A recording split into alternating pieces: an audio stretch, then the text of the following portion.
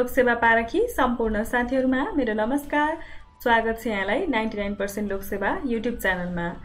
आज हामी मिति 2079 जेठको 15 गतेदेखि 31 गतेसम्मका राष्ट्रिय तथा अन्तर्राष्ट्रिय घटनाक्रमहरूको संगालो लिएर जुटेका छौं। यदि यहाँहरू विगतका महिनाको समसामयिक गतिविधिको बारेमा जानकारी लिन चाहनुहुन्छ भने माथिको आई बटन अथवा तलको डिस्क्रिप्सन बक्स अथवा हाम्रो च्यानलको प्लेलिस्ट समसामयिक करेन्ट अफेयर्समा पनि गएर हेर्न सक्नुहुनेछ। सुरु गरौं 2079 जेठ 15 गतेको प्रसंगबाट। पोखराबाट जोमसोमको लागि जेठको 15 गते बिहान उडेको तारा एयरको प्लेन बिहान 10:10 मा मुस्ताङको आकाशमा सम्पर्कविहीन भएको थियो। 16 गते मात्र थासाङ 2 को मानापाथी हिमालको फेदमा उक्त विमान भेटिएको थियो। 9N AET जहाजमा चालक दल सहित 22 जना सवार सबैको घटनास्थलमै मृत्यु भएको छ। जहाजलाई क्याप्टेन प्रभाकर प्रसाद घिमिरेले उडाएका थिए भने को पाइलट उत्सव पोखरेल रहेका थिए। विमान परिचारिका किस्मी थापा रहेकी थिइन्। अब 2079 जेठ 16 गतेको प्रसंग। जेठ 16 गते नेपालमा चौथो राष्ट्रिय महिला अधिकार दिवस मनाइएको छ। विक्रम सम्वत 2063 जेठ 16 गते प्रतिनिधि सभाद्वारा महत्त्वपूर्ण 4वटा विशेष प्रस्ताव सर्वसम्मतिले पारित गरी नेपाली महिलाको अधिकार सुनिश्चित गर्ने आधार निर्माण गरिएको स्मरण स्वरूप विक्रम सम्वत 2076 सालदेखि राष्ट्रिय महिला अधिकार दिवसका रूपमा मनाइँदै आइएको छ। यस वर्षको महिला अधिकार दिवसको नारा महिलाको सम्मान सभ्य समाजको पहिचान हो। अब 2079 जेठ 22 गतेको समसामयिक गतिविधि। जेठ 22 मा तेस्रो सफा हिमाल अभियान 2022 समापन भएको छ। उक्त अभियानको सुरुवात 2078 चैत्र 22 मा भएको थियो। उक्त अभियान नेपाली सेनाद्वारा सञ्चालन गरिएको हो। उक्त अभियानमा समेटिएका हिमालहरू सगरमाथा, लोत्से, कञ्चनजङ्घा र मनासलु समेटिएका 4 हिमालबाट 33,877 किलो फोहोर सङ्कलित गरिएको छ। अब 2079 जेठ 23 गतेको प्रसंग। जेठ 23 गते नेपाल सरकारद्वारा हप्ताको 2 दिन बिदा दिने निर्णय फिर्ता लिइएको छ। असार 1 गतेदेखि कार्यालयमा बिदा पुरानै व्यवस्था अनुसार हुने जनाइएको छ। सरकारले 2 दिन बिदा दिने निर्णयको कार्यान्वयन जेठको 1 देखि लागू हुने गरी गरेको थियो। 2079 साल वैशाखको 13 गतेमा 2 दिन बिदा दिने निर्णय भएको थियो। इन्धन खपत घटाउन भन्दै सरकारले हप्ताको 2 दिन सार्वजनिक बिदा दिने निर्णय गरेको हो।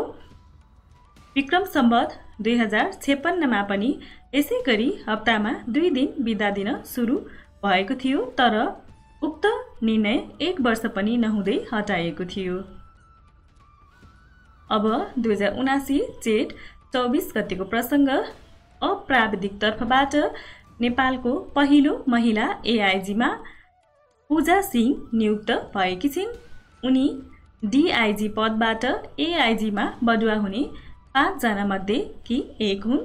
उनी नेपालको पहिलो महिला AIG भने होइनन्। यसअघि प्राविधिक तर्फबाट डाक्टर आशा सिंहले AIG को पदभार सम्हालिसकेकी थिइन्। अब 2079 जेठ 27 गतेको प्रसंग। जेठ 27 गते नेपाल राष्ट्र बैंक आर्थिक अनुसन्धान विभाग बालुवाटार काठमाडौँले आर्थिक वर्ष 2078-79 को 10 महिनाको तथ्याङ्कमा आधारित भई देशको वर्तमान आर्थिक तथा वित्तीय स्थिति सार्वजनिक गरेको छ। देशको वर्तमान आर्थिक तथा वित्तीय स्थितिको मुख्य झलक निम्न अनुसार रहेको छ।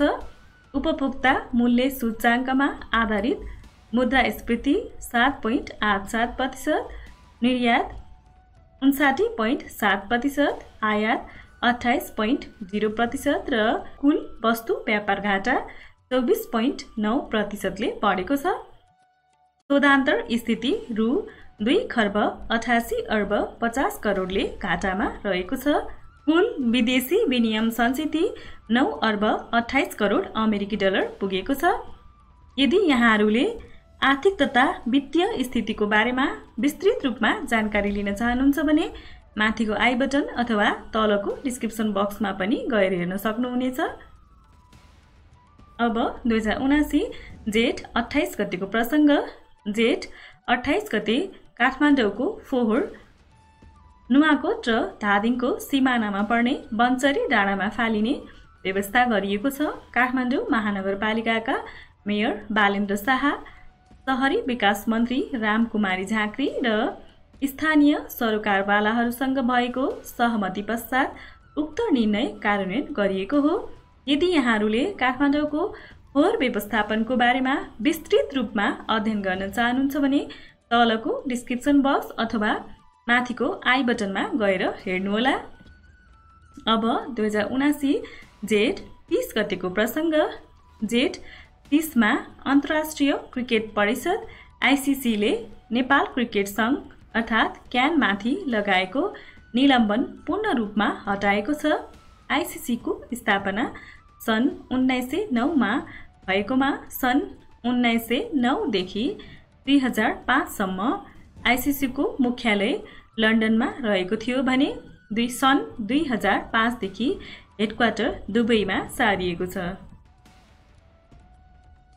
अब अन्तर्राष्ट्रिय प्रसङ्गमा 2022 जुन 1 गतेको समसामयिक गतिविधि। जुन 1 मा टर्कीको नाम परिवर्तन भएको छ। संयुक्त राष्ट्रसङ्घले टर्कीको नाम बदल्ने अनुरोध अनुमोदन गरेको हो। टर्कीको नाम टर्कीबाट बदलेर टर्की ए बनाइएको छ। टर्कीका विदेश मन्त्री मेलबुत कावुसोग्लुबाट संयुक्त राष्ट्रसङ्घ प्रमुखलाई देशको नाम परिवर्तन गर्न अनुरोध गरेको पत्र प्राप्त भएपछि तुरुन्तै सो निर्णय कार्यान्वयन गरिएको हो। अब 2022 जुन 2 गतेको प्रसङ्ग। जुन 2 मा बेलायतकी महारानी एलिजाबेथ द्वितीयको शासनकालको 70 वर्ष पूरा भएको अवसरमा प्लाटिनम जुब्ली मनाइएको छ। उनी बेलायतको राजगद्दीमा सबैभन्दा लामो समय शासन गर्ने राजशाही हुन्। उनले 1952 फेब्रुअरी 6 मा बाबु जर्जको मृत्यु पश्चात शासन सम्हालेकी थिइन्। 1952 को जुन 2 मा उनको राज्याभिषेक भएको थियो। उनी विश्वमै लामो समय सत्तामा रहने दोस्रो शासक बनेकी छिन्। पहिलो शासक भने फ्रान्सका लुइस 14औं हुन्। उनी संसारमा सबैभन्दा धेरै फोटो खिचाउने व्यक्ति समेत हुन्। उनको शासनकालमा 14 जना बेलायती प्रधानमन्त्री र 14 जना अमेरिकी राष्ट्रपति परिवर्तन भइसकेका छन्। उनले सन् 1961 र 1986 मा गरी 2 पटक नेपालको राजकीय भ्रमण गरिसकेकी छिन्। अब 2022 जुन 5 गतेको समसामयिक गतिविधि। जुन 5 मा वातावरण दिवस मनाइएको छ। यस वर्षको वातावरण दिवसको नारा ओन्ली वन अर्थ अर्थात् एक मात्र पृथ्वी हो। राष्ट्रिय नारा भने नेपालमा दिगो प्रकृति मैत्री जीवनयापन पृथ्वीको संरक्षण हो।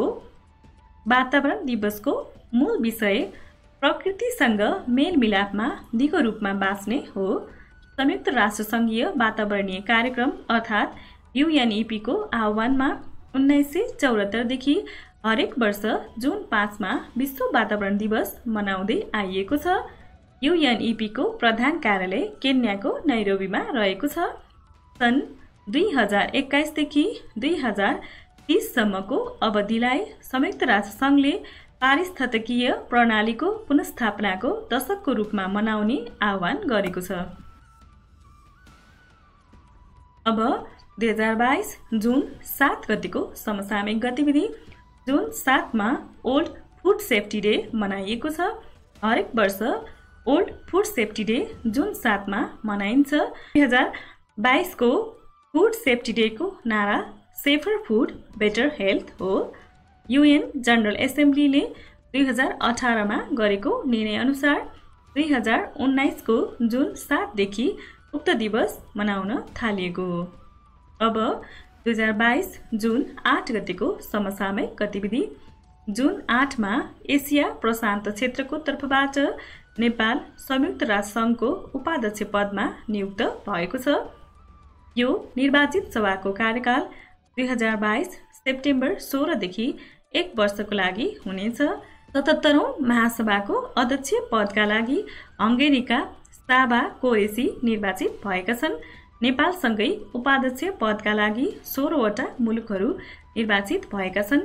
अफ्रिकाबाट बेनिन, बुरुन्डी, केन्या, मौरिटानिया, नाइजर र जिम्बाब्वे, त्यस्तै एसिया प्रशान्त क्षेत्रबाट नेपाल, मलेसिया, तुर्कमेनिस्तान र ताजिकिस्तान, ल्याटिन अमेरिकाबाट चिली, एल साल्भाडोर र जमाइका, त्यस्तै पूर्वी युरोपबाट इस्टोनिया र पश्चिमी युरोप तथा अन्यबाट इजरायल तथा अस्ट्रेलिया रहेका छन्।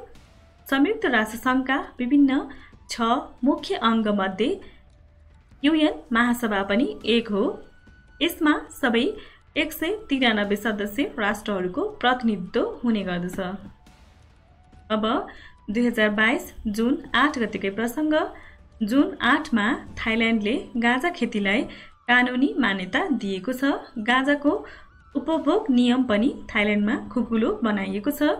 तर गाँजा नशा र मनोरञ्जनको लागि सेवन अझै पनि गैर कानुनी नै रहेको छ।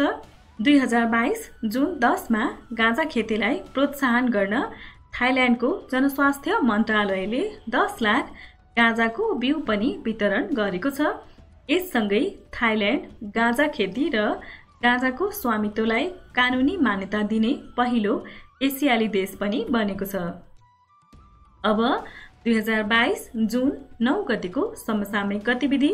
जुन 9 मा न्युजिल्यान्ड भेडा र गाई वस्तुमा कर लगाउने पहिलो देश बनेको छ। 2022 को जुन 9 मा ग्रीनहाउस ग्यासको सामना गर्न देशको सबैभन्दा ठूलो स्रोतका रूपमा रहेको भेडा र गाई वस्तुमा कर लगाउने निर्णय न्युजिल्यान्डले सार्वजनिक गरेको छ। उक्त योजना सन् 2025 बाट कार्यान्वयन भई किसानहरूले सोही वर्षदेखि कर तिर्नुपर्ने जनाइएको छ। न्युजिल्यान्डमा करिब 10 मिलियन गाई वस्तु र 50 मिलियन भेडा सहित 50 लाखभन्दा बढी मानिसहरू बसोबास गर्दछन्। अब 2022 जुन 9 गतेकै प्रसङ्ग। जुन 9 मा 4 दिने नेपाल भ्रमणको सिलसिलामा अमेरिकी सेनाका पेसिफिक कमान्डका commander general Charles A Flynn Nepal आएका छन्। अब 2022 जुन 12 गतेको समसामयिक गतिविधि। जुन 12 मा विश्व बाल श्रम विरुद्धको अन्तर्राष्ट्रिय दिवस मनाइएको छ। सन् 2002 देखि उक्त दिवस मनाउन सुरु गरिएको हो। 2022 को नारा universal social protection to end child labour हो। नेपालको पहिलो बाल श्रम मुक्त जिल्ला ललितपुर हो। नेपालले विक्रम सम्वत 2079 सम्म निकृष्ट बाल श्रम मुक्त बनाउने लक्ष्य लिएको छ। त्यस्तै नेपाल सरकारले विक्रम सम्वत 2082 सम्ममा सबै प्रकारका बाल श्रमको अन्त्य गर्ने लक्ष्य पनि लिएको छ। नेपाल बाल श्रम लिने विश्वको 6औं ठूलो देश हो। अब 2022 जुन 14 गतेको प्रसङ्ग। जुन 14 मा विश्व रक्तदाता दिवस मनाइएको छ। मानव रक्त समूह पत्ता लगाउने वैज्ञानिक कार्ल ल्यान्डस्टिनरको जन्म दिवसको सम्झना स्वरूप हरेक वर्ष जुन 14 मा ब्लड डोनर्स डे मनाउने गरिन्छ। उक्त दिवस सन् 2004 देखि मनाउन थालिएको हो। 2022 को लागि ब्लड डोनर्स डे को नारा blood donation is act of solidarity, join the efforts and save lives रहेको छ। मानव शरीरमा औसत 5.5% रगत हुन्छ। रगत समूहहरू 8 प्रकारका हुने गर्दछन्। सबैभन्दा बढी रक्तदान गर्ने व्यक्ति विश्वभरिमा सालबार अलभद्र हुन् भने नेपालको सबैभन्दा बढी रक्तदान गर्ने व्यक्ति प्रेम सागर कर्मचारी हुन्। यससँगै 2079 साल जेठ महिनाको 15 गतेदेखि 31 गतेसम्मको समसामयिक गतिविधिहरूको सङ्गालो यही समाप्त हुन्छ। यहाँहरूको समय निरन्तर अध्ययनमा बितिरहेको छ भन्ने आशाका साथ आजको लागि बिदा हुन चाहन्छु। हस्त, धन्यवाद।